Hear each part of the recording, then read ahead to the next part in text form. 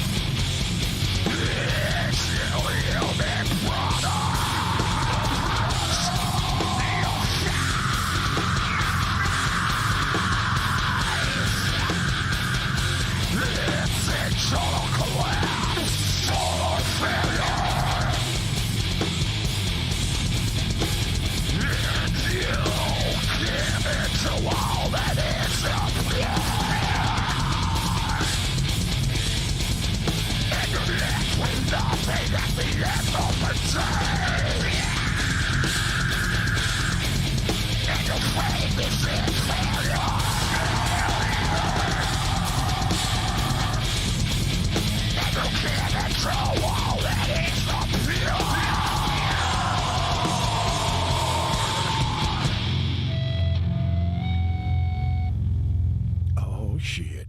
Oh, shit. You know what it is. How's everybody doing? Hope you're doing well. It's Friday evening, you know. Hopefully you guys survived the week, survived all the fun and all that good shit like that. Well, thank you for joining us. Do me a favor. Check out Anti-Broadcasting Incorporated Custom Screen Printing, antibroadcasting@gmail.com, or give them a call, 612-836-9488. If you're looking to get some screen printing done, these guys are the cats to get in touch with. Fast turnarounds, good materials, and just solid people. They do a ton of stuff locally, and they do a ton of bands internationally as well, all over the damn place. Good folks. Hit them up again, antibroadcasting@gmail.com or 612-836-9488. If you're looking to get some tattoo work, you know where I'm talking about. Lowbrow Saints Tattoo Collective, lowbrowsaints@gmail.com, right over there in South Minneapolis, 612-353-4755. Again, that's lowbrowsaints@gmail.com. If you're joining us, then you happen to know these guys right here from Cobra Czar. How's it going? It's the Tims.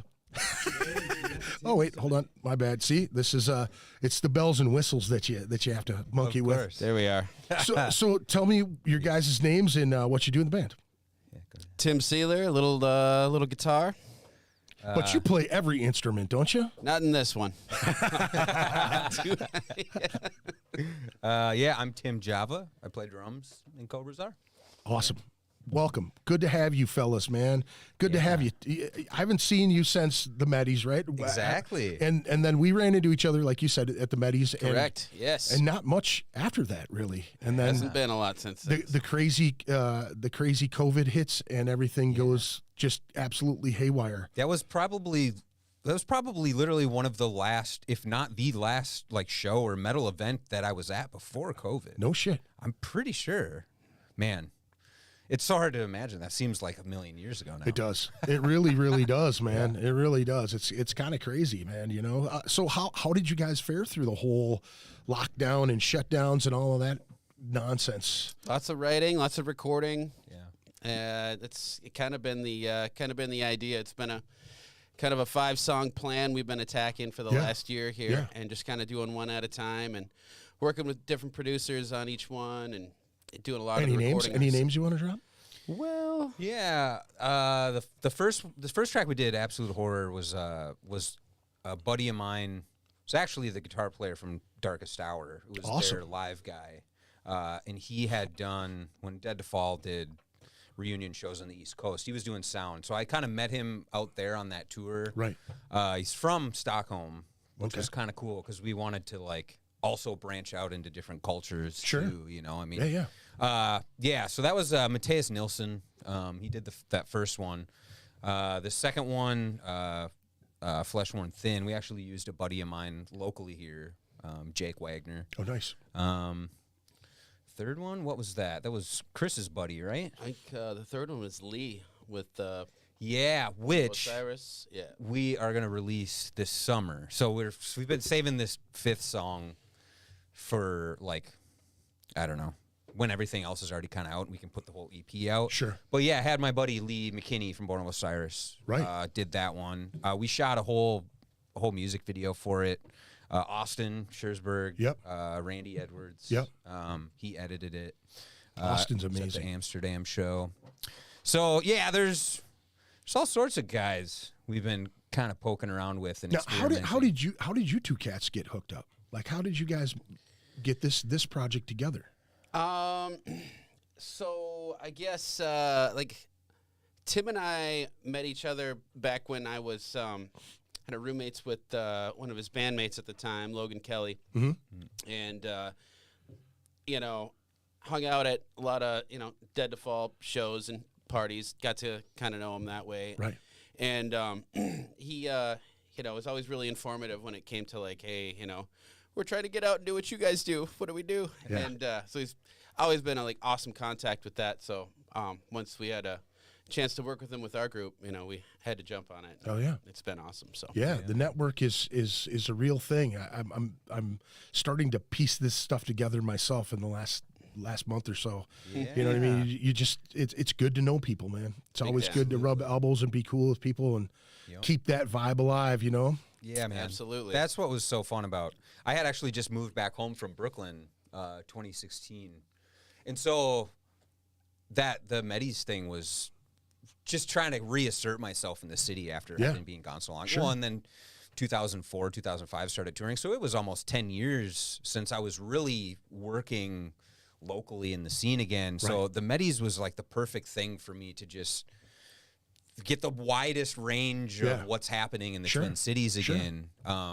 And yeah, it was just really kind of trying to reinsert myself without being the guy that's like crawling back home with the tail between his legs sort of vibe and not stepping on any toes at the same time. And but you're one of the hottest commodities in this music scene right now. Village Bicycle. You could have spit in that room and fucking joined 7 bands. You know what I'm saying? Well, you're a drummer, really? Oh, well, what kind of stuff? Well, you know, I mean, I like everything, but heavy, and everybody turns around. Whoa, right? Fucking, you know? He's a dilf. He's a dilf. He's a drummer I'd like to find.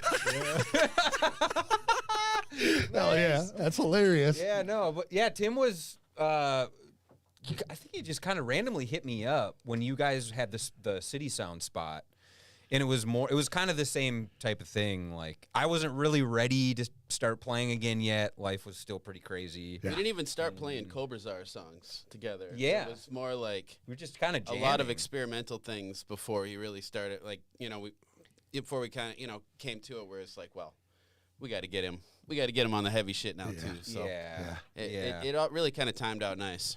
Oh yeah. Yeah. Now that's what I've always enjoyed about all the projects that you and Luke had at the time. You know what I mean? Because you guys would like switch up all the time, doing different things. It was something so different to everything that was going on in town. You know what I'm saying? Yeah. It was always fucking heavy, always just brutal, fucking in your face, punch your lights out type of shit. You know. But it's like you guys would switch it up, you know? It worked out in our favor because, like, then, I didn't have to teach him the guitar riff. He's like, well, I'll just play bass on this one. I'm like, okay, cool. Yeah. Can I play bass on the one you wrote? So yeah, it worked out beautifully. We're like, just fucking switch guitars halfway through. It works out just fine. So, but yeah, it wasn't like a strategic plan. Like this, it's going to be, staged. We're gonna, but we did think like after a while, like, man, we got to like ZZ Top straps, so, like somehow we can kind of. Never got to that point. But it's like the boomerang or the fucking what is it? The horseshoe type of thing where you just catch it. Fucking, you know how they did the spinny thing, but you just fucking do the.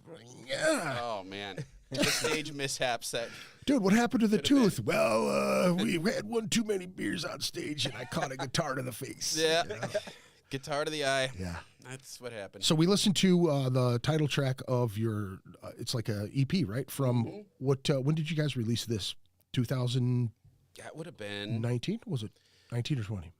That feels like 19 to me, but I'm not 100% positive. I think that would have been 19 when we finally got that one out. Yeah, we did it with New Hex Records, and my buddy Cliff put it out with us, did an amazing job. Like, we did, I think, like, a run of, like, just limited kind of, like, hand-labeled vinyl, and you can obviously get it on Bandcamp or whatever, but we kept it really small, and for a first release, it was, like, perfect. Yeah, for sure. Really fun to do, so... all the artwork on there, Luke Olson, of course. Nice. Same awesome. Thing with all the new stuff we're going to be doing. He's definitely, to me the visuals have so much to do with music. Like you just see the art and you know who it is. Yeah, yeah. Like a Baroness type group. You don't even have to see, a title or okay, well, you know who that is. It just so I feel like good and heavy. Keeping the art like.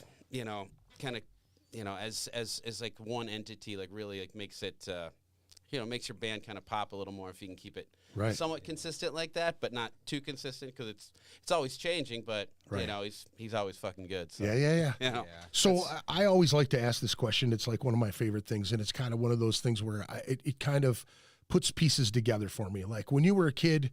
What was going on in your house? What was your mom and dad listening to, brothers and sisters? What kind of set you musically on this journey of becoming a musician, or like the path to the heavy? How did you find it? What were you listening to?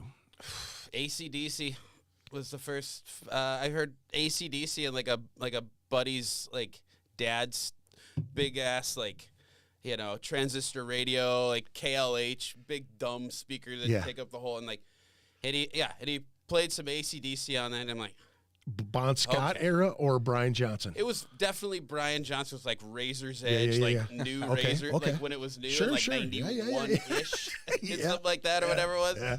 But I'd have been like 10 or 11 or 9, 10, 11, I guess. 91, I'd have been 9. Blew my mind. And I was just like, okay, heavy metal forever.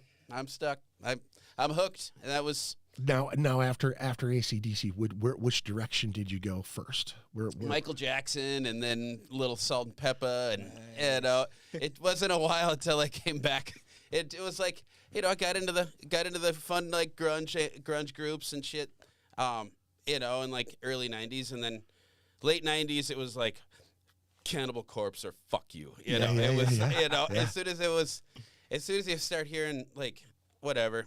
Pantera, Cannibal, Morbid Angel, that kind of like.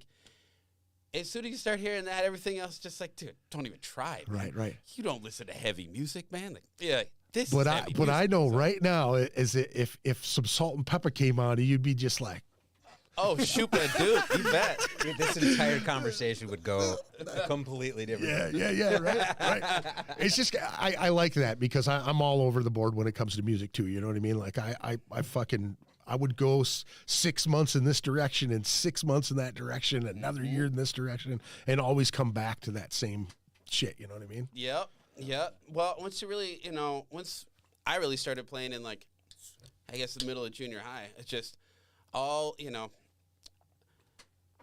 really mattered was like finding the next like the heavier, you know, the next heavy record. Like it's like, dude, I remember like '98 hearing like Nile. I'm like, holy shit.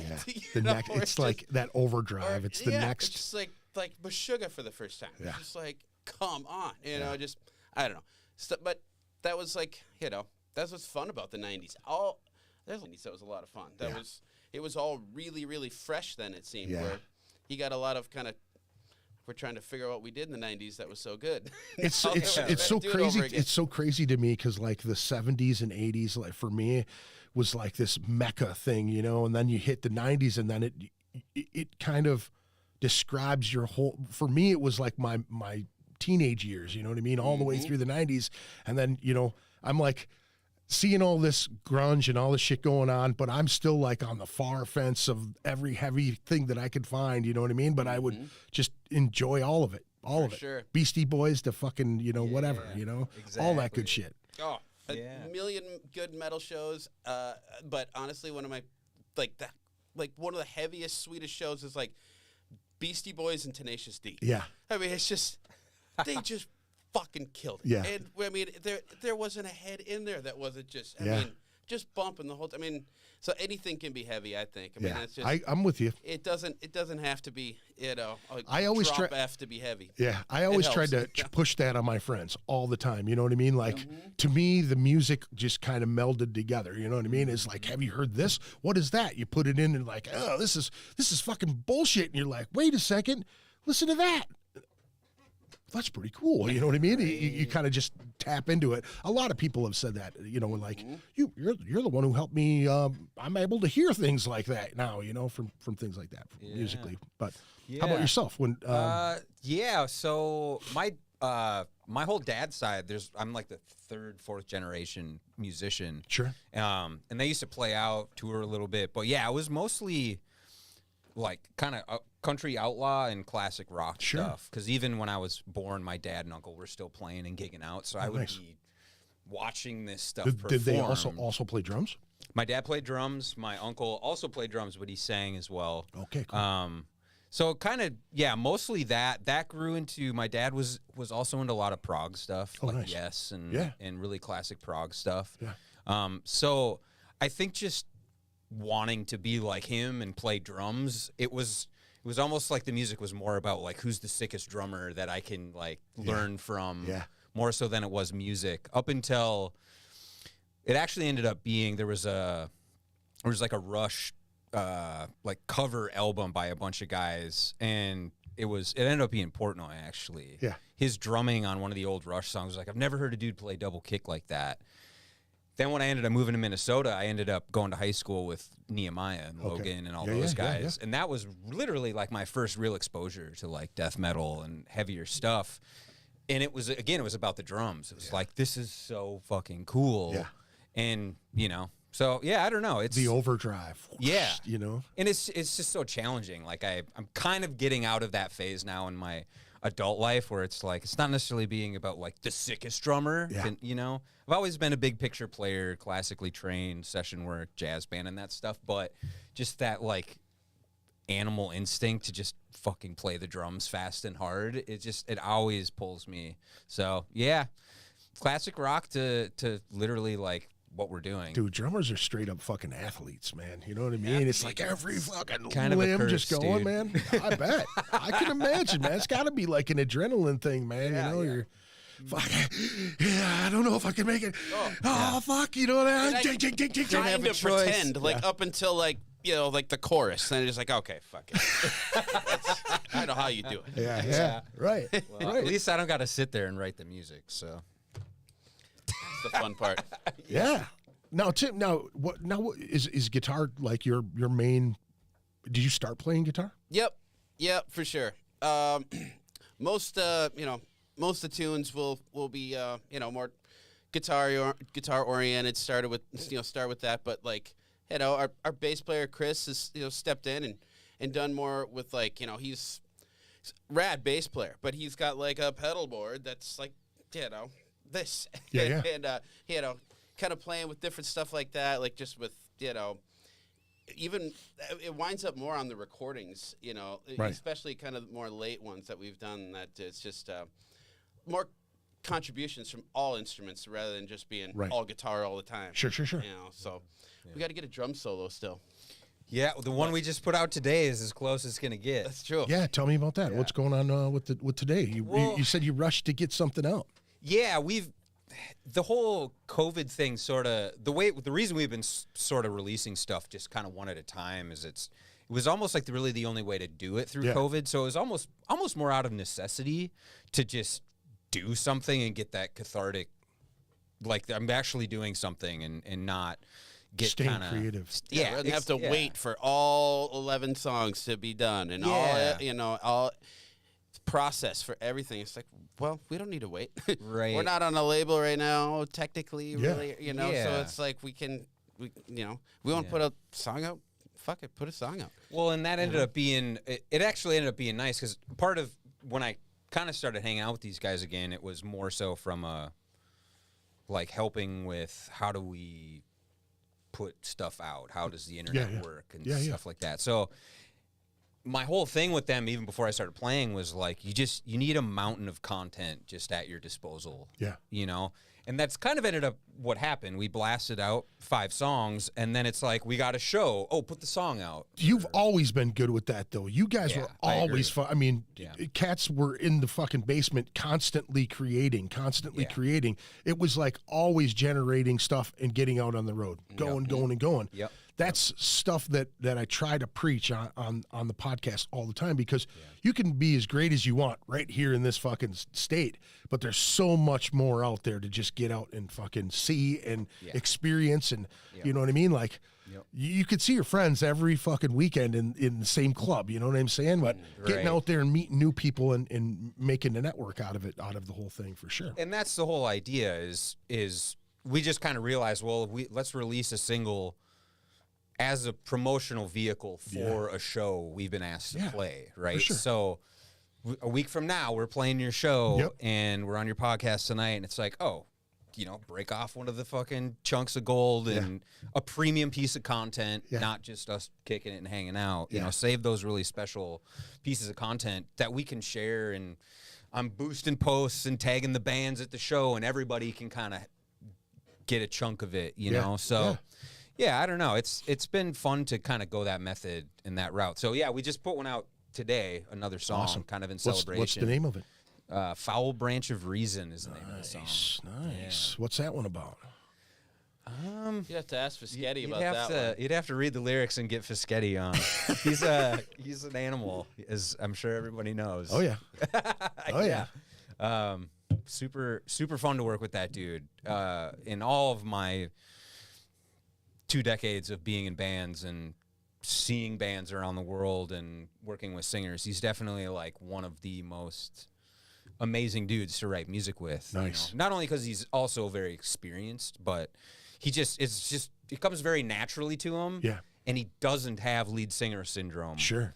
At the same time, which is like a lot of times is kind of difficult. You know, dude's really a fucking great front man, but he's a great front man, and you should know that. Right. You know, right? So he's just a really chill dude, and he's a great front man by hating to be a front man. Like, I don't think he like particularly enjoys like whatever he says is like, all right, you got their attention. Yeah. Yeah. Know? What was the one? Like, he's gonna hate us. But what was the we St. played Paul? Amsterdam? We played Amsterdam. It's like something about what's up, St. Paul?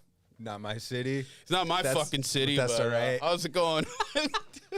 We're all just like, oh no, dude! Didn't he fucking? hilarious. Wasn't he reading like Pearl Jam lyrics at one time? I could have swore I seen him fucking like spoken word Pearl Jam lyrics or some shit at a time. I could have swore. Asmec Fischetti.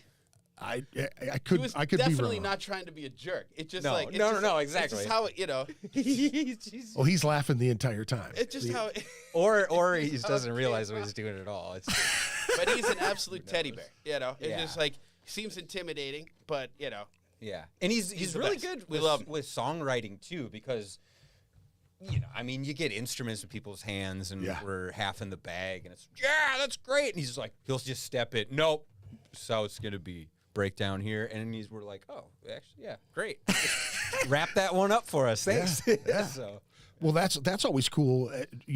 Being experienced as a frontman, I love to be in a dynamic where you can articulate that to the guys, and they're like, okay, well, that makes sense. You're the one that has to like, kind of find your way through all of this music. You know what I mean? Like, and for musicians to be open to that type of deal too. You know what I mean? A lot of people get stuck in that whole, this is the way it goes. This is my riff. This is the way, Which is huge. If you can find a group of dudes that don't get butthurt or hung up on something. Yeah.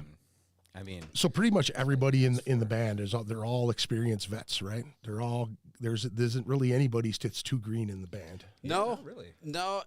I mean, Mikey. I mean, he's been rattling it off with Blue Ox forever. I mean, he was doing shit before I was even in with Dead Hands Rising in Pain 2004. Riven, Pain with, Riven. It's a group out of St. Cloud. Well, Devil Inside did a bunch of touring. Little Falls. I think they kind of were. Yeah. From Little Falls, I guess. But yeah, I mean he's been at it for a long time. So it's like it's nice to have like different like portions of it. It's like got a guy from a grind band, got a guy from a technical death metal band, got a guy from a hardcore band. Yeah. Got a guy from like Mikey was like, I mean, what do you call like a new metal-ish almost, but like Blue Ox. But like Blue Ox, but like it's not, you know what I mean? It's not like everyone is like, we all play the, it's kind of a nice little, what do you call it? A jambalaya. Yeah, there you go. A little piece here, a little piece there. Everybody brings a little bit of something. Yeah, that's absolutely. Good shit. Nothing wrong with that, man. Nothing wrong with that. Yeah. So, have you been finding success in the slowly trickling off of content? Have you? Yeah, kind of keeps your name in people's mind. I think so. I mean, it's definitely from like a numbers perspective. Like you could tell it's like gaining some traction. We're also kind of shamelessly playing the game. You know, Facebook wants fucking cash to actually beat the algorithms and all that bullshit, which, it's fun to experiment with that. But also the things like show offers and, I don't know, just even kind of personal satisfaction, I guess. I think it all feels really good. It's been really fun. And there's no pressure either. I mean, Tim and I have kids. Fucking everybody's pretty busy. Yeah, it's the sweet spot for our age, for sure. And with like most all like social media stuff, if it's not fresh, it's old. And just having fresh stuff, to kind of like have we got this one that we're working with. We got this one that's already taped. We know that like we got a, like a lyric video or whatever it is that we got set up for it and got it on the back burner. It kind of keeps it more like fun to go to practice too, where it's like we got this coming up, even if it's not a show, sure, you know, or a tour, it's like you're still looking forward to like, hey, we want to put this out, we want to do it right, we want to make it, you know, it's just, it keeps the kind of wheels turning a little more. Yeah. I mean, I don't know, I like it. It's a good pace. I agree. You know? I agree. It's really cool. I think, you know, right around that Medis time, you know, there were a lot of people talking about that specific style of like, hey, you don't have to drop, you know, a full length at one time. You can kind of trickle it out, and it kind of seems like it just keeps you.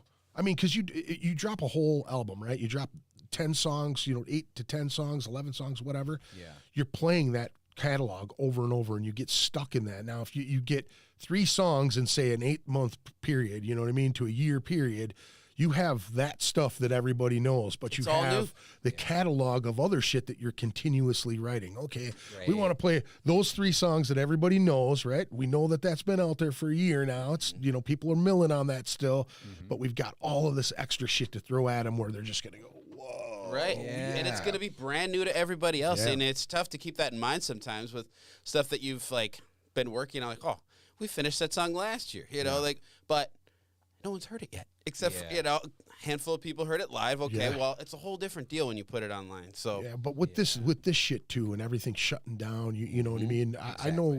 I know cats that have like 3 albums backed up. You know what I mean, where they're like, yeah, we've been playing this stuff, and now we can mix between each album to go and put a set out. So it's always fresh. There's always something, you know, which is insane. That's kind of the consensus of the bands that have come on has either like put it in neutral during COVID, and we're like, for the first few months, we're like, fuck, we don't know if we can even be in the same room together. You know, hey man, I made this track. You throw it to somebody and it's kind of going around the circle, you know, but not really getting in a studio together and really being creative. But some guys will be and some guys won't. There's a lot of bands that didn't make it out of the COVID situation, kind of like the venues around town too. True. Yeah. A lot of shit goes down, but then, you know, it seems like they're, you know, again, like some bands are like, fuck yeah, we figured we have all the time. Nobody's playing out. We've got all this time to create. You know, that's where I'm like, yes, that's what you should be doing is, you know, we all got depressed and like kind of like fucking, you know, like we're rats in a cage for, you know what I mean? God, did I just really say that? Smashing Pumpkins? Oh my God, dude. It's never been more real. But you know, you're boxed in, man. You know, and that was kind of my whole thing that whole time was like, look, shows are gonna happen again. Yeah. And when they do, and everything starts to go back to normal, it's going to be fucking crazy because people are going to be so hungry for that camaraderie, people in the room, shows again. But also, like, not a lot of people are going to come back from it, so it's going to thin out the herd a little bit, right? And then also just, like, it's going to feel really fucking good to do it. So my whole thinking was, like, while we have this golden opportunity, we just got to stack as many songs as we can up to a standard. Sure. And we even still kind of think of them as demos, really. But take this time because you can get so distracted playing shows too, right? Like our writing and production is definitely slowed because we're playing shows again. So, and then all of a sudden it was like, boom, shows are happening. All right, turn it on. Start dishing these little chunks out when it helps the community as a whole. Sure. And there's a show and other bands involved, and that's definitely helped. And like, you know, you're asking, feeling some kind of growth out of it. It's also the kind of networking and the human capital aspect of it too. You know, that's why we've reached out to so many people to help us make the content. You know, it's we're so fucking busy at our age, kids, all that, but also the more people you get involved in your project, the more you're tapping into their networks, and they're also seeing things creatively from outside your own head. Sure. So, you know, producers, video guys, photo guys, all of them. It's been super fun to have people take us seriously and want to make that content with us too. Yeah, and it sounds like you guys got some good folks hanging with you. It's nice to disconnect, you know, from that whole, like, having, you know, just with, you know, Ambassador Gun, where we were like DIY is possible. I mean, 'cause it wasn't because we, you know, thought that was a fun way to do it. who the fuck else is gonna tape the record? You know, like, we did it in our basement. You know because what? You didn't have to rely on anybody else either, though. You know what I mean? Like point, that was the thing. That's what I admired about everything that you guys did, because I was just like, man, they don't have to worry about anybody else but the shit that they're doing right now. And that in creating, it's like the generator was just fucking constantly humming. It was with the 3-piece grind band. It was possible. Yeah. Like this is. There's more going on with this project where like doing everything, you know, as you know, kind of collective as we had it then would be pretty tough. It's definitely nice to like sit back and let people that are really, really good at certain things, like just, you know, whatever, we could tape it in our space and it's fine. We have the ability to do that. You guys do you guys still do that when you're jamming? We'll still tape in our rehearsal studio, but we outsource the editing. We outsource the mixing. We outsource the production. And just having other ears on it, like when it comes back, it's like almost a fresh song in a way where, you know, it's been fun to do it that way too, because in a way, you know, we do want to produce something with somebody. We want to go to somebody's studio and have them engineer and us just be the artist. But it's been a good way to kind of experiment and see. That guy was reasonably priced. He wasn't a dick. We got one round of feedback from us. He was easy to work with, all those different things. Yeah. And then hopefully, you know, the network can grow to a point where maybe here's a little funding to actually do an album or redo some of the old ones, or I don't know. One baby step at a time, basically. Well, you know, and when you find somebody that's really good to work with, you know what I mean? Like feedback is huge, and you have to be able to trust them to give you that feedback. And if they give you the wrong feedback, you're kind of like, yeah. Did he fucking really just say that? You know what I mean? You know, $10,000 in on a 12 album thing, and you're like, "Fuck, we're dealing with this guy for the next 6 months. You can't just like have an escape plan." Hey, who are we talking about? Remember we were talking about Sean Jensen? Yes. Look at who just jumped in right there. Bringing the genres together only creates the unity the world really needs right now. Sean Jensen. Hey, Sean, you know what's funny? We were talking about Hot Carl, and Tim over there actually rented a place, and they found a box with a Hot Carl video in it with a bunch of bondage shit.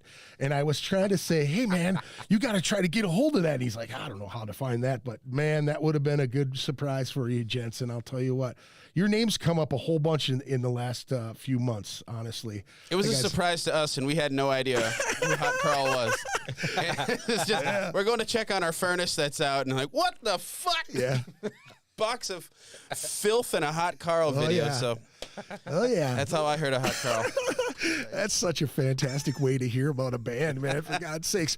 So a lot of people that tune into the show, they're big into the gear thing. Cool. So what do you guys play? What do you guys play through? What are some of your favorite things to use for gear? Tubes, lots of tubes.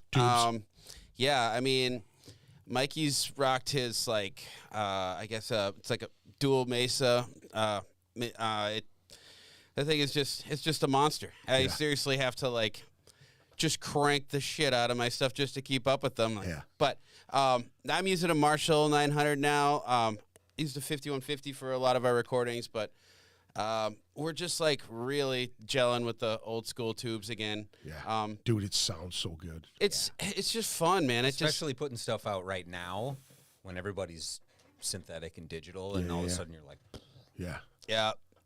Chris, you know, he ended up getting a big tube amp too. It's a big, I don't even know what it is, but it's like whatever, big ass bass amp full of tubes. It's just for like the pace that we play. It's just like it's not a fast group. It's not a whole lot of like, you know, real like articulate like stops and everything. It's just it kind of moseys along, and just like those tubes just really fill it all out. You know, you can see why like technical metal is they kind of have been straying from tubes a little. You know, where a lot of it is more digital type stuff, and it makes sense for that, but for us, I just you know how people do that too. They'll go solid state and then they'll run it back into tube sound. You know what I'm saying? It's like they get the crispiness out of that specific. You know what I mean? It's like I think tubes are always they have a warmer sound to me. I always like the sound of a tube amp. But Jay used to run Ampeg that was solid state too. You know what I mean? And that maybe I'm wrong on that. I think he might have had a tube Ampeg back then. but you know what I mean. So just that solid state sound is real crispy and can fucking make that. I don't know. There's a good vibe in that too. Well, even just the trustworthiness of it too. It's like you just plug in and something's wrong with it. Well, it's either a cable or a tube. It's not like you don't have the latest driver or something or software or something fucked up. You know, it's just old trusty. You know, it just fucking works too. So cabs. What do you use for cabs? Marshall cabs, Marshall heads. Yeah, it's just real. Real just kind of simple. Like, I don't know, man. I rocked the 5150 forever. I still have the same 5150 I bought when I was like 16 with lawn mowing money, back in the 90s. Bought it brand new. Still have the same one. I'll never get rid of it, but it's just something fun about just like just an old beefy Marshall. You don't need a ton of drive. Yeah. It just has to, it just got to fill things out. I love Marshall, man. Yeah. I know they're a little, they're a little classic, but I love that classic tone, man. Can't beat it. Tell them about the fucking guitars Chris is building. Oh yeah, that's such a cool thing. I don't think we've even brought that up yet. That's going to be a whole when those come together. Talk about making really cool content. Yeah, that's true. So Chris does custom instruments. He's built a handful of them now. He plays in another group, The Light in the Ocean. Did a guitar for Jared, their guitar player. Absolutely gorgeous guitar. Yeah. It is fantastic, and I mean. Looks like something at the when they used to do the art fair in Uptown or something. Yeah, epoxy and it is a work of art. It is absolutely fantastic. Plays even better than it looks. And he did his own bass. His bass is just lock solid. And now he's working on 2 guitars where the actual center mahogany piece was split in half.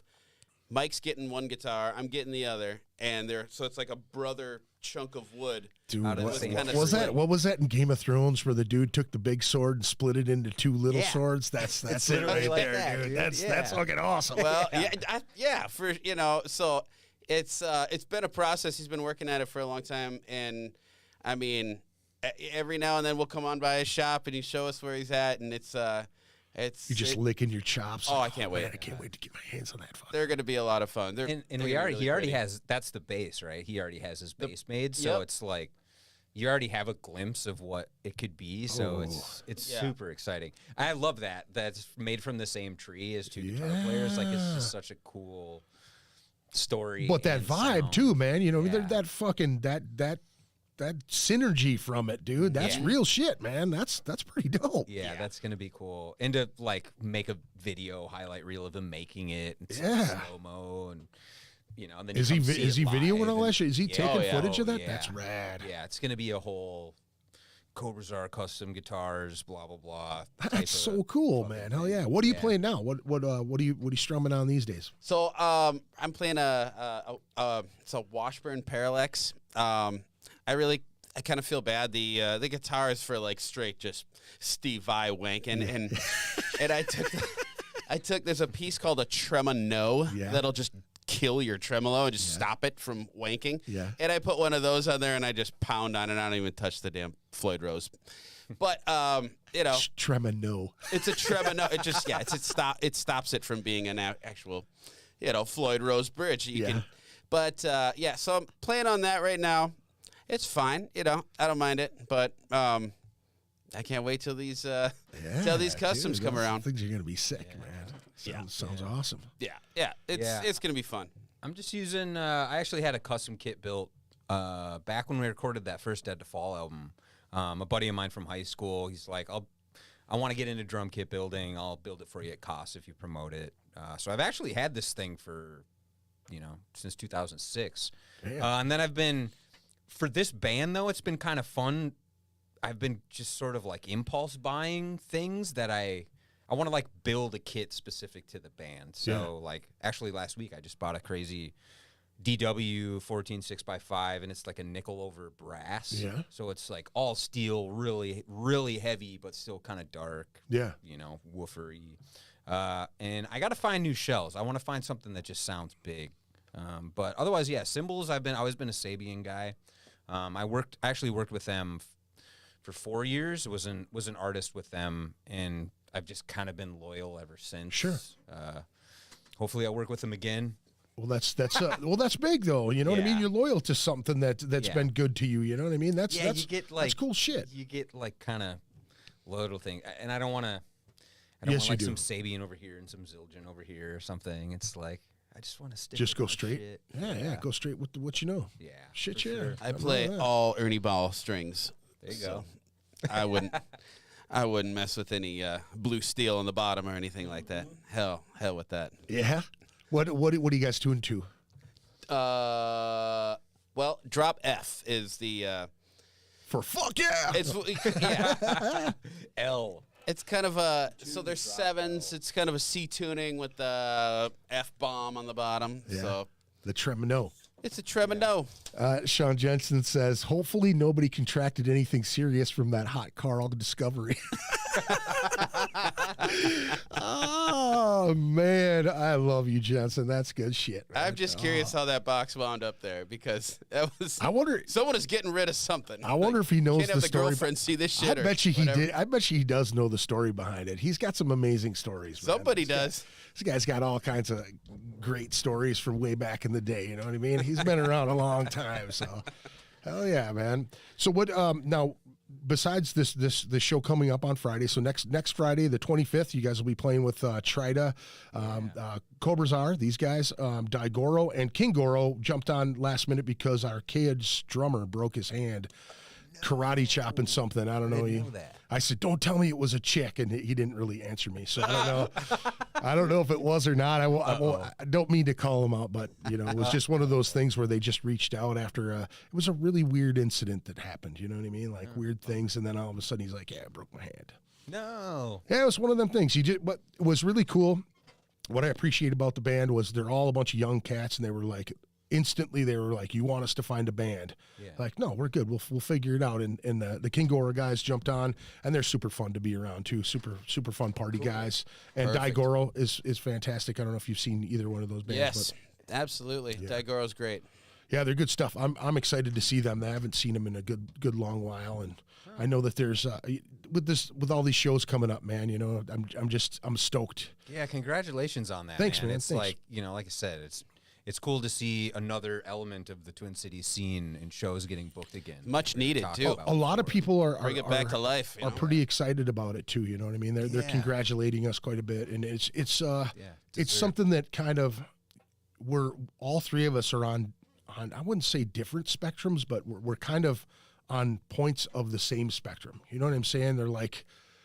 Both of these guys have, like I was saying before, these guys have done tours. They've done touring bands and things like that. I've done strictly local shit, but I've been doing it for 30 fucking years, booking my own bands and getting other people to, hey, man, let's just do this and, making it happen. So, which is a sweet spot to be in. It's because it's a weird hole up here for the nationwide circuit. Yeah. It's like we were talking before. It's like Milwaukee, Chicago.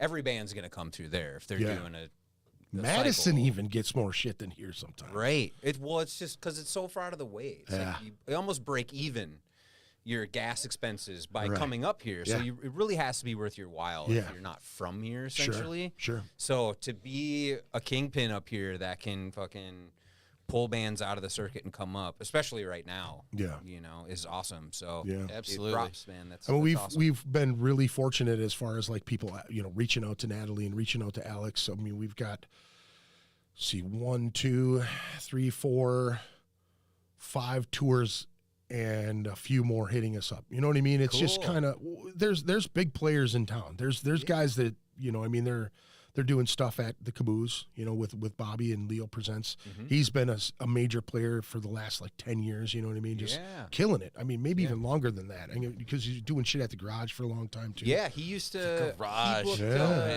Back in when he was starting, some of his first shows was booking Four Letter Lie at the fucking Segway Cafe in Maple Grove. Yeah. I mean, we were just out of high school doing that stuff, and all the way up to that First Avenue reunion show in 2015 basically sold out. So it's props to Bobby too, man. Yeah. It's cool to still have a few people booking shows and doing things without it kind of getting monopolized with every You know, a lot of people give the guy a hard time, you know what I mean? Because he has been the monopoly pretty much the last 5 to 6 years, you know what I mean? And I don't give a shit. I'm just happy that the stuff that I enjoy, he's bringing it into town. I mean, from fucking comedians to wrestlers to, you know what I mean, ICP to fucking, I mean, dude's all over the place, which is even cooler, you know?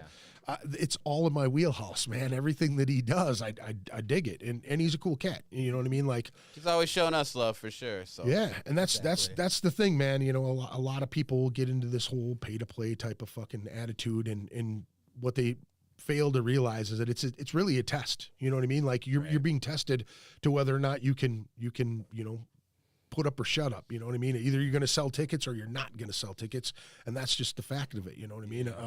I know we did a show with them. We only did one show with them for the Soulfly show outside the Murder did, and we sold more than any of the other bands. So it was kind of funny in a sense because.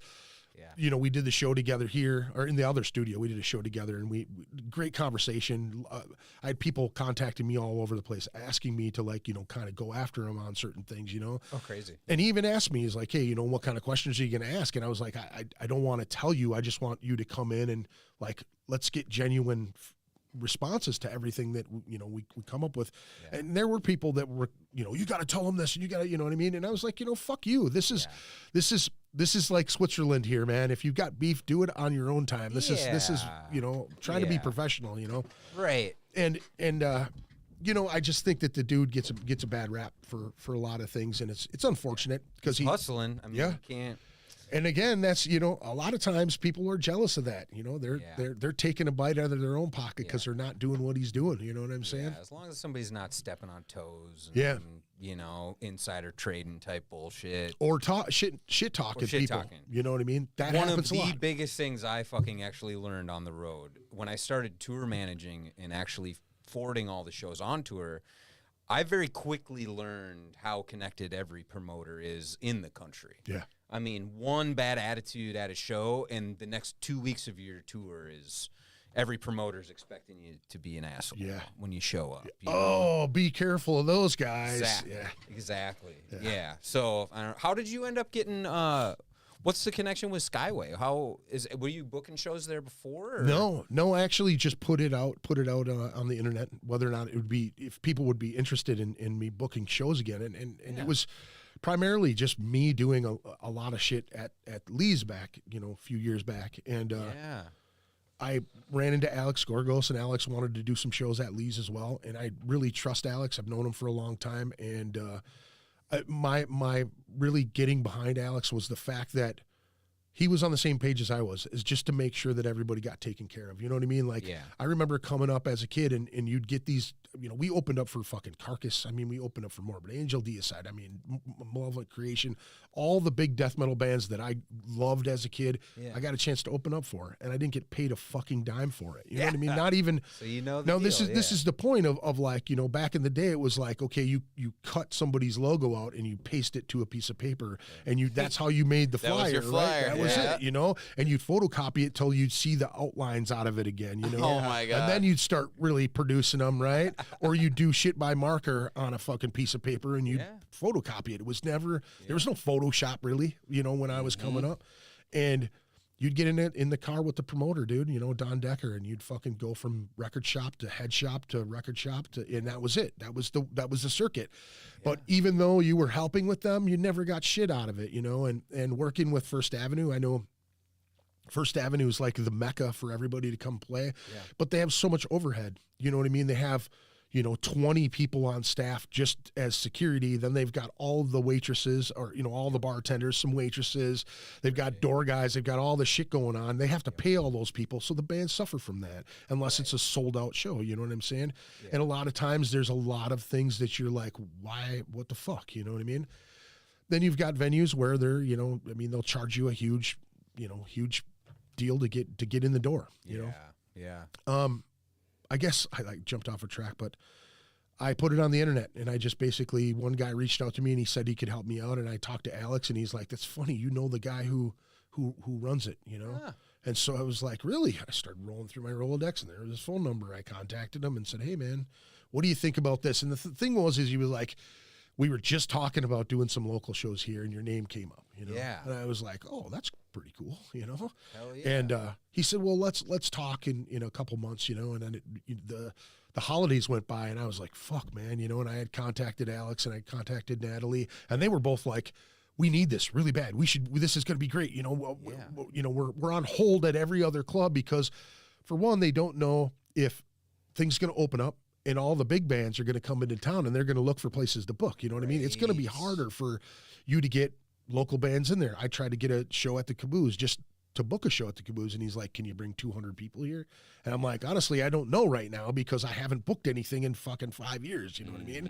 So it's kind of one of those things. So very cool. Touching base with someone that you know, and again, that's that whole network thing of you know, the guy that I would be standing next to on the corner handing out flyers of my band shit ends up hooking me up with something that he's been doing for a few years now too, you know? Yeah. So, and that's why I always say, like, if people are, you know, go to shows. Yeah. If you want to fucking play music, you want to be in a band, or if you want to just be a part of the scene at all, you can't do that on the internet. Yeah. I mean, of course, you can add friends, you can send messages, you can kiss ass all you want. Yeah. You should be doing that too. But if you really want to be doing it, you have to go out and meet people and be at shows and events and assert yourself and maintain relationships. Huge point that you're making right there is, even yesterday I had a conversation with another band guy in town, and he was like, let me ask you a question, and not a lot of people probably bring this up to you, but I think that we have a good enough relationship for me to ask you this. And he's like, I know that you support every band that you're friends with. And I'm like, I support bands I'm not friends with, because if I see it, it's part of what I do, and I have a lot of passion in it. You know what I mean? Like, I explained to him, like, he questioned me about the NYDM, the club that I'm part of, you know? And he's like, he felt that there were members of my club that weren't going out to other shows unless there were NYDM bands involved in it. And I'm like, hey, you know, as we're talking right now, you know what I do. If I see your flyer, I don't have to know you personally, but if I've heard of your band, I like it to happen organically. You know, like Tim says, hey man, have you heard of this band? And I'm like, no, you should check them out. They're really cool. But then I run into you and you're like, hey man, have you heard of this band? I heard it from Tim. They're fucking awesome. Organically, I'm gonna go. I'm gonna go. You got a recommendation. All right, I'll check them out. But this is the thing. If I heard it from both of you guys, I know that it's solid. You know what I mean? Yeah. Where, you know, somebody could give me their demo tape and I'd be like, okay, cool. I'll take a listen to it. I'll listen to a couple songs and it'll probably sit right there. You know what I mean? Yep. But if I hear it organically, you know what I mean? That's where I really take people, a fucking... And people it's a never big really... part of it, man. Yeah, you're doing it just out of, like, a lack of time. I mean, you're not, like... That's what people, I feel like, don't always understand. It's like, I'm not ignoring you. I'm not, like, trying to... It's literally just... I have to have enough reminders that it's a thing because my time is so limited and my focus and ability to discover is so limited that if I don't have multiple pokes and recommendations, it's probably not even gonna stick, you know? So it's the old saying, which is it's all about who you know, but it's actually the reverse of that. It's about who knows you. Right. And I always try to kind of remind people of that because it just be a cool dude, like being social, hang out, and, you know. I was trying to tell this cat, you know, like, with us having this conversation, like, he wanted to be like, he kept saying to me, I'm not trying to be confrontational with you. And I'm like, I'm not even taking it like that, you know? Right? They're always, but it was really cool that he was trying to keep it mellow and he wasn't trying to attack me and anything. And I said, well, here's the thing, man. I try to be as a leader of what I do with the club, right? Or what I do with the podcast. I'm so passionate about every band that I've been involved in, either on the show, seen live, if I really enjoy the music, or if I bought a shirt from them, if they've been cool to me and given me a shirt or any of that shit, you know what I mean? Like, I try to support, and my passion runs so deep with support. Yeah. I just try to tell my guys, hey man, there's no reason why you can't like that band, and that band, man. Just fucking enjoy it, you know? So, and I also was like, you know, we do a lot of shit out of state. We do a lot of things, you know, with other bands, like just helping them in general and just trying to fucking keep that network flowing, man. I think it's really important. And this is, you know, with the Skyway thing, man. Yeah. It's like we were looking for bands who we wanted to play that very first show. You know what I'm saying? Mm-hmm. And the bands that we selected were bands that out of a list of 200 bands. You know what I'm saying? Yeah, I don't like being in that position. I got to be the good guy and the bad guy. Yeah. It's like, I don't know how you do it. Well, there's been a lot of people so far that, now that they know that all three of us have some sort of input on what we book there now, people are reaching out going, hey man, can you get my band on this? Sweet. Well, good. That's It's snowballing. That's awesome. Yeah. But here's the thing is that what people don't understand and what we try to tell people is that you can't oversaturate your market. Yes. That's you know what I'm saying? Important. Like, if you play one of our shows, you shouldn't be playing down the street in a week later. Exactly. And here's the double side of that is that we kind of came in the beginning, February, you know what I mean? January, February, right around that time to where we're starting to like, okay, now we got to look for bands. Well, those bands are already at the gate going, we can go out and play now. You know what I'm saying? Exactly. So they're like, fucking, we're going to play everything, and you can't fault them for that. No. Right. You know what I mean? They're all creative people just ready to fucking let it loose, you know? Yeah. Seeing the Cannibal Corpse show at the big room at Skyway, just seeing the videos from everybody and saying that, this band's been around for fucking ever, sold out this place that's like, you know what I mean? Fairly good size. Yeah. Gave me a good indication. And some of the local shows that I've been at, the North Star Bar and a couple other places that are packed full of people, man, it makes you optimistic about what's going to happen. You know what I mean? And I think this bill, the very first one out the gate, I think it's going to be a solid show. Everybody's going to come and have a good time and, hopefully support the cause, because that's really what it's all about, Yeah, man. I've been really surprised, honestly, that the things that we've done since coming back. It's like you go out and like, I don't know, is there going to be anybody there? It's been awesome. The support has been unreal. Like a lot of people are ready to get back into it. So it feels good to. It feels good to see that, man, for sure. Yeah, I hope that everybody just stays safe and we do fucking good shit, have a good time. Yeah, I'm looking forward to it. It's gonna be fun to play downtown again. Next Friday. Absolutely. Next Friday, baby. Yep. Can't wait, man. The 25th with Trita, Cobra Czar, Diagoro, and King Goro. So we're going to Goro that place all up. Yeah, get down there. It's going to be a fun time, man. And I know these guys, they've got a practice rehearsal this evening too, so I'm not going to hold them too long. I appreciate you guys taking the time to come in and fucking chit-chat. Yeah. We could do this again, man, and Hell yeah. mix it up. And summer. I have some room. I just didn't know how smushed you guys wanted to be with all the cats in here. So yeah, we're a close crew. It was kind of a last minute, like who else is gonna go on? Who else is gonna go on? I'm like, well, we're all just like, well, we're gonna practice that night. Let's just all go and just start partying on the podcast and then go and practice. So it's actually probably better it happened this way, so we could actually rehearse. Yeah. only two of you guys will be. Will you be catching up when you get there or what? We'll be probably about even. Well, that's good, man. That's good. So. I appreciate you guys coming in. Thank you very much. Absolutely, man. Don't forget, next Friday, come check out Cobra Czar at the Skyway Studio B.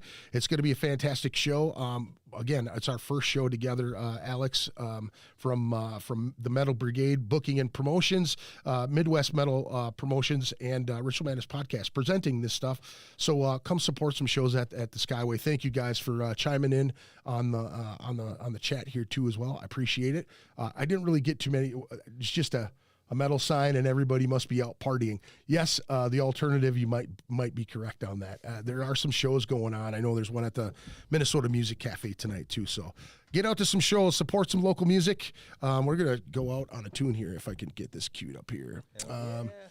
The Corona, that's where we're going to go. Yeah. Play the new one we just released. How fitting. Corona, there we go. Well, let's pound this one out. Thanks again. You guys want to say anything to anybody? Hey, what do we got to do to get Alex to bring some of that barbecue out to one of these joints, right? man? Let's get a little potluck show going. Right. That's what I'm saying. I should hit him up and go, Tim said he's not playing unless he gets some barbecue. That's right. Yeah. That's right. Them ribs look good, man. Bring them up. Yeah, dude, I was just talking to him. He said he's got like 1,700 recipes or some crazy shit. He's like, when you guys are all fucking around on your phones, I'm looking up recipes to cook some shit. He's always posting delicious shit. I I'm know, like, dude. man. He brought it in one of the last podcasts at the old studio, dude. He brought in a fucking Instapot and he fried up some shit. It was killer. Bring it downtown, Alex. Let's go. Yeah. All right, we're gonna listen to some Corona, folks. Have a good night. Thank you for tuning in, and you know what to do. Check out richardmanorspodcast.com. Peace out. Cheers.